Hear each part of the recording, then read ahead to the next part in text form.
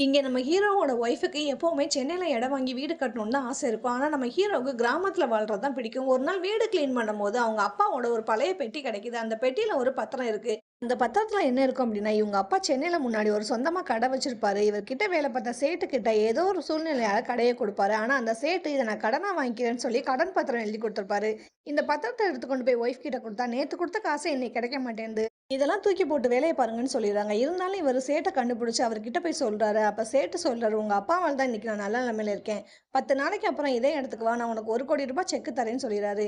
இந்த விஷயத்த இவங்க ஒய்ஃப் கிட்ட சொன்னதுக்கு அப்புறமா, இவங்க ஒய்ஃப் தடல் புடலா கந்துவட்டி கடன் வாங்கி ரொம்ப ஆடம்பரம் பண்றாங்க. இவங்க தம்பியோட விசேஷத்துக்கு 5 பவுன்ல செயின் வாங்கி கடன் வாங்கி போட்டுர்றாங்க.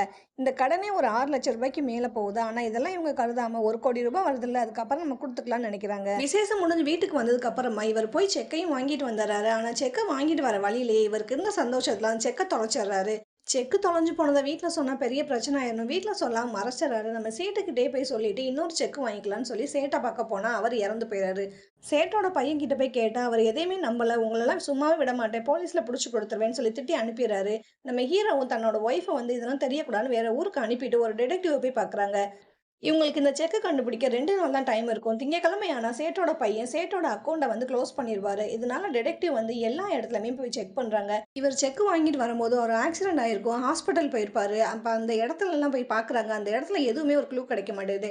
இவங்க அபார்ட்மெண்ட்ல ஒரு தாத்தா வீட்டுக்கு போயிருப்பாரு. அந்த தாத்தா ஒரு கவர் இருந்துச்சுன்னு சொல்றாரு. ஆனா அத எடுத்து பார்த்தா ஒரு பத்திரிக்கையா இருக்கு. செக்கு தொலைஞ்ச விஷயத்த ஒரு அம்மா ஒய்ஃப் கிட்ட போட்டு குடுக்க, ஹீரோயின் வந்து ஹீரோ வீட்ட விட்டு வெளிய அனுப்பிறாங்க. கந்து வெட்டிக்காரன் வந்து ஹீரோயின அசிங்க அசிங்கமா பேசிட்டு போயிறான். இதனால இவங்க கோவத்துல ஒரு யூடியூப் சேனல் வச்சிருப்பாங்க.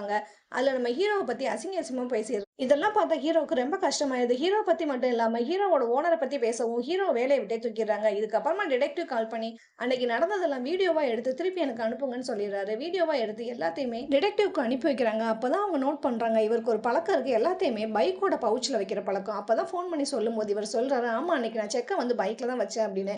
ஆனா அது இவரோட பைக்கா இருக்காது. அது பக்கத்து பைக்கா இருக்கும். அப்ப அந்த பைக்குக்கு சொந்தக்காரங்க வந்து இவர்கிட்டயே நேரா அந்த செக்க குடுக்குறாங்க. என்னன்னா, இவங்களுக்கு வந்து அந்த யூடியூப் சேனல் பார்த்து தான் இவங்களோட செக்குங்கிறது தெரியும். இந்த பொண்ணு வந்து யார்கிட்ட குடுக்குதுன்னு தெரியாம தான் நாங்க வச்சிருந்தோம். இது உங்களோடதுன்னு இப்ப தான் தெரிஞ்சது சொல்றாங்க. அதுக்கப்புறமா பேங்க்குக்கு போனா, பேங்க் மேனேஜர் டவுட் பட்டு அந்த சேட்டோட பையனுக்கே ஃபோன் பண்ணி கேட்கிறாரு.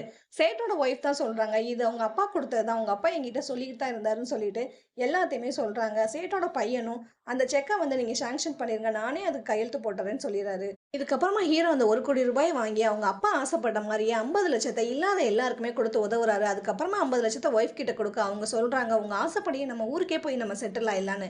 அப்பதான் நம்ம ஹீரோவ காட்டுறாங்க. அதுக்கப்புறமா அவருக்கு புடிச்ச மாரி ஒரு வாழ்க்கைய அவர் வாழ ஆரம்பிக்கிறாரு.